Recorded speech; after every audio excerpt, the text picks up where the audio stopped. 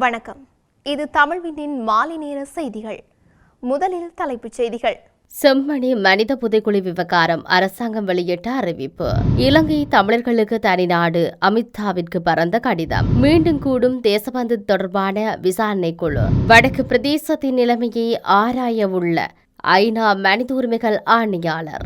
மாகாண மட்டத்தில் குற்றப்புலனாய்வு பிரிவு ஆனந்த விஜயபால சுட்டிக்காட்டு. சிறைச்சாலை ஆணையாளர் துசாராவை பதவியிலிருந்து நீக்க தீர்மானம். புதிய கம்மம்பிலமிடம் 4 மணி நேர வாக்குமூலம் பதிவு. பேருந்தில் பெண்களிடம் பாலியல் சூண்டல்கள். இளைஞர்களை கண்டித்த நடத்துனருக்கு காத்திருந்த அதிர்ச்சி. தொடர்வன விரிவான செய்திகள். யாழ்ப்பாணம் செம்மணியில் முன்னெடுக்கப்பட்டு வரும் மனித புதைக்குழி அகழ்வு குறித்து அரசு விசேட கரிசனை கொண்டுள்ளது.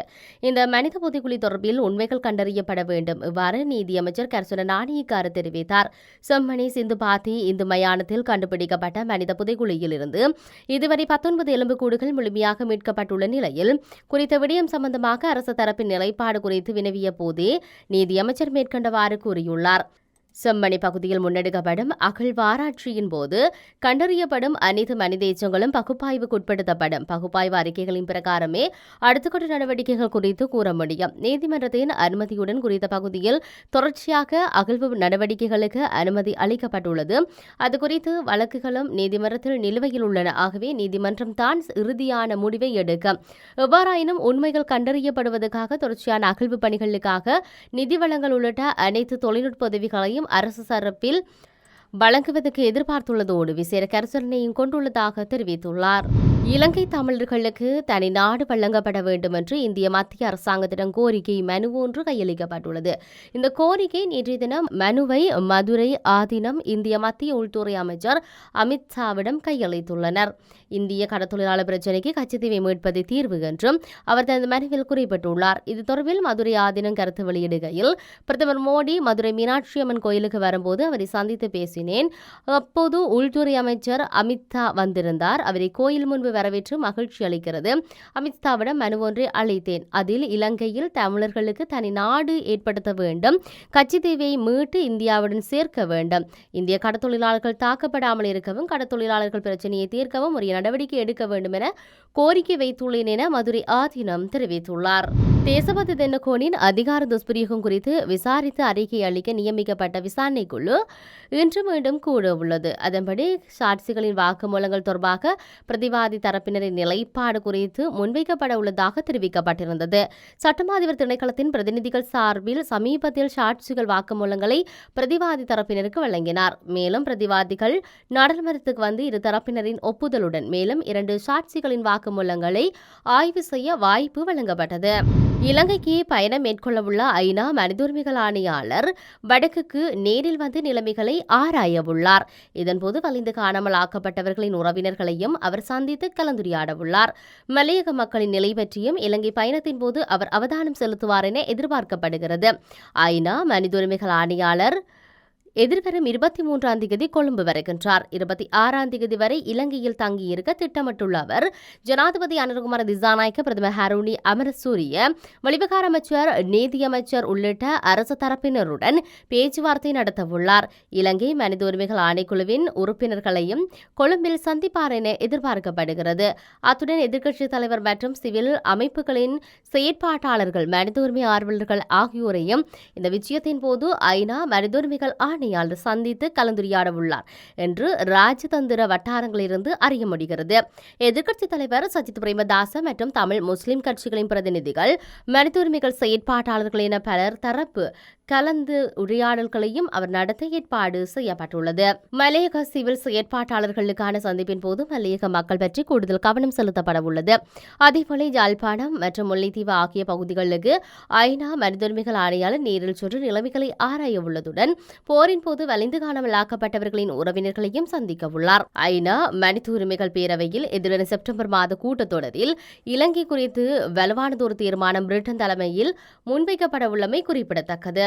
மாகாண மட்டத்தில் குற்றப்புலனாய்வு பிரிவுகளை திறப்பதற்கு நடவடிக்கை எடுக்கப்பட்டு வருவதாக பொது பாதுகாப்பு அமைச்சர் ஆனந்த விஜயபால தெரிவித்தார். குற்றப்புலனாய்வு துறைக்கு கிடைக்கும் முறைப்பாடுகள் மீதான விசாரணைகளை விரிவுபடுத்தும் நோக்கில் மாகாண மட்டத்தில் குற்றப்புலனாய்வு பிரிவுகளை திறக்க அரசாங்கம் முடிவு செய்துள்ளதாக அமைச்சர் தெரிவித்துள்ளார்.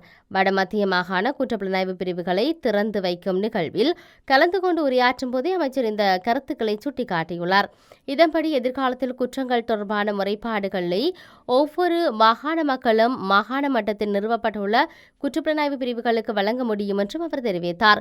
குற்றப்புலனாய்வு துறையின் விசாரணைகளை மேலும் திறம்பட செய்வதும் அந்த துறைக்கு வரும் முறைப்பாடுகளின் எண்ணிக்கையை குறைப்பதும் மாகாண மட்டத்தில் தொடர்புடைய விசாரணைகளை தொடங்குவதும் இந்த விசாரணை பிரிவுகளை நிறுவுவதன் முக்கிய நோக்கமாகும் என அவர் கூறியுள்ளார். ஜனாதிபதியின் பொது மன்னிப்பு என்ற பெயரில் கைதிகளை விடுவித்ததாக கூறப்படும் குற்றச்சாட்டுகளுடன் தொடர்புடைய சிறைச்சாலை ஆணையாளர் நாயகம் துசாரா உபுல்தனியவை பதவி நீக்கம் செய்ய தீர்மானிக்கப்பட்டுள்ளது. இன்று நடைபெற்ற அமைச்சரவை கூட்டத்தில் இந்த தீர்மானம் எட்டப்பட்டதாக தெரிவிக்கப்பட்டுள்ளது.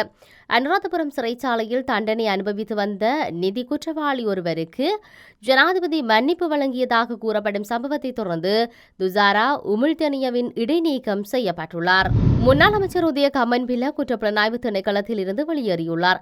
இலங்கை சுங்கத்திடமிருந்து 323 கொள்கலன்கள் சோதனையின்றி விடுவிக்கப்பட்ட சம்பவம் தொடர்பில் வாக்குமூலம் வழங்குவதற்காக உதய கமன்பில குற்றப்புலனாய்வு திணைக்களத்தில் இன்று காலை முன்னிலையாகியிருந்தார். இதன்போது முன்னாள் அமைச்சர் உதய கமன்பிலவிடமிருந்து 4 மணி நேரம் வாக்குமூலம் பதிவு செய்யப்பட்டுள்ள நிலையில் வாக்குமூலம் வழங்கிய பின்னர் உதய கமன்பில குற்றப்புலனாய்வு திணைக்களத்திலிருந்து வெளியேறியுள்ளார்.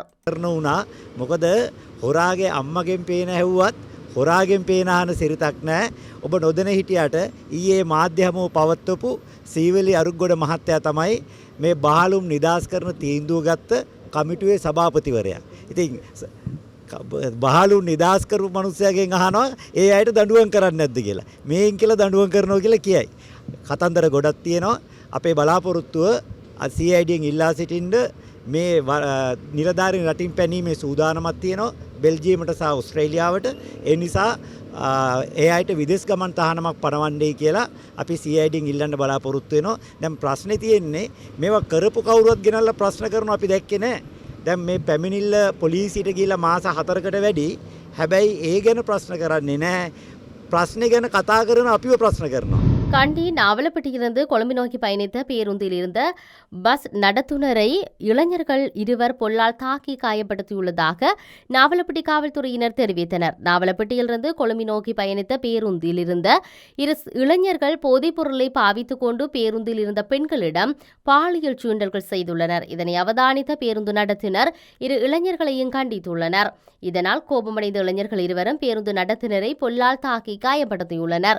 தாக்குதலில் காயமடைந்த பேருந்து நடத்துனர் சிகிச்சைகளுக்காக வைத்தியசாலையில் அனுமதிக்கப்பட்டுள்ளதாக காவல்துறையினர் தெரிவித்துள்ளனர். இந்த சம்பவத்துடன் தொடர்புடைய இரு இளைஞர்களும் நாவலப்பட்டி காவல்துறையினரால் கைது செய்யப்பட்டுள்ளனர். இத்துடன் தமிழ்வினின் மாலை நேர செய்திகள் நிறைவு பெற்றன. உடனுக்குடன் செய்திகளை அறிந்து கொள்ள தமிழ்வின் என்ற எமது யூடியூப் பக்கத்தினூடாக இணைந்திருங்கள். வணக்கம்.